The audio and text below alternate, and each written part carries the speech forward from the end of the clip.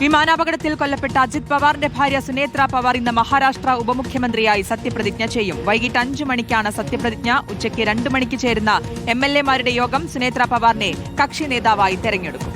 അജിത് പവാർ സഞ്ചരിച്ച വിമാനം തകർന്നു വീണതിൽ അന്വേഷണം പുരോഗമിക്കുകയാണ്. നോബിൾ മാരിക്കാരൻ ചേരുന്നു. നോബിൾ, ഒരു വശത്ത് ഈ മരണവുമായി ബന്ധപ്പെട്ട അന്വേഷണം നടക്കുന്നു, മറുപുറത്ത് അജിത് പവാറിന്റെ മരണത്തിന് ശേഷം ഭാര്യയുടെ രംഗപ്രവേശം. വിവരങ്ങൾ എന്താണ്?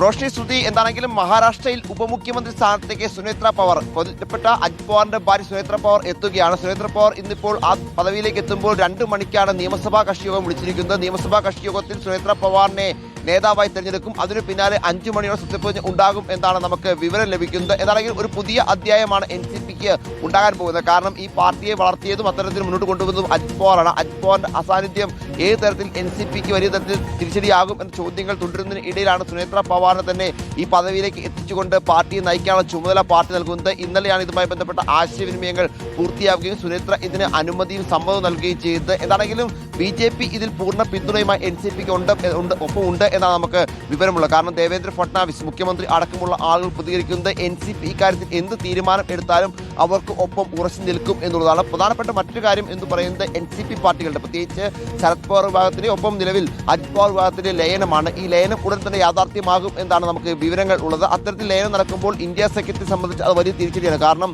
ശരത് പവാറിനെ പോലെ പ്രധാനപ്പെട്ട നേതാവ് സഖ്യം വിട്ട് പുറത്തു പോകുന്നത് പ്രതിപക്ഷ നിരക്ക് തന്നെ വലിയ തിരിച്ചടിയാണ് എന്ന കാര്യത്തിൽ യാതൊരു സംശയവുമില്ല. അതേസമയം ഇപ്പോൾ ഈ അജിത് പവാറിന്റെ മരണവുമായി ബന്ധപ്പെട്ടുകൊണ്ടുള്ള അന്വേഷണം പുരോഗമിച്ചുകൊണ്ടിരിക്കുകയാണ്. 3 ഏജൻസികളാണ് പ്രധാനമായും ഇതിൽ അന്വേഷണം നടത്തുന്നത്. ഒന്ന് AIB, അതോടൊപ്പം തന്നെ DGCA, ഒപ്പം മഹാരാഷ്ട്ര CID എന്നീ 3 വിഭാഗങ്ങൾ അന്വേഷണം നടത്തുന്നത്. അതിൽ ആദ്യ റിപ്പോർട്ട് DGCAക്ക് ഉടൻ തന്നെ ലഭിക്കും എന്നാണ് നമുക്ക് അറിയാൻ കഴിയുന്നത്. വ്യോമയാന മന്ത്രാലയത്തിൽ ലഭിക്കും എന്നാണ് നമുക്ക് അറിയാൻ കഴിയുന്നത്. എന്താണെങ്കിലും എന്താണ് ഈ അപകടത്തിലേക്ക് നയിച്ചത് എന്ന യഥാർത്ഥ കാരണം ഇതുവരെ കണ്ടെത്താൻ കഴിഞ്ഞില്ല. കാലാവസ്ഥ പ്രതികൂലമാണ് എന്നടക്കമുള്ള പരാമർശങ്ങൾ കേന്ദ്ര വ്യോമയാന മന്ത്രി രാംമോഹൻ നായിഡുവിന്റെ ഭാഗത്ത് ഉണ്ടായെങ്കിലും അതിലേക്ക് ഒരു ശാസ്ത്രീയമായ സ്ഥിരീകരണം വേണം. അത് പ്രധാനമായും ബ്ലാക്ക് ബോക്സിലെ വിവരങ്ങളുടെ അടിസ്ഥാനത്തിലായിരിക്കും അത് DGCയോ അല്ലെങ്കിൽ AIBയോ ഒക്കെ സ്ഥിരീകരിക്കാൻ പോകുന്നത്. പക്ഷെ അതുമായി ബന്ധപ്പെട്ട അന്വേഷണം ഇപ്പോഴും പുരോഗമിക്കുകയാണ്. എന്താണ് യഥാർത്ഥ അപകട കാരണം എന്നതിനെക്കുറിച്ച് ഇപ്പോഴും ഒരു ഔദ്യോഗിക സ്ഥിരീകരണം ഈ ഘട്ടത്തിൽ വന്നിട്ടില്ല എന്നത് പ്രധാനപ്പെട്ടതാണ്.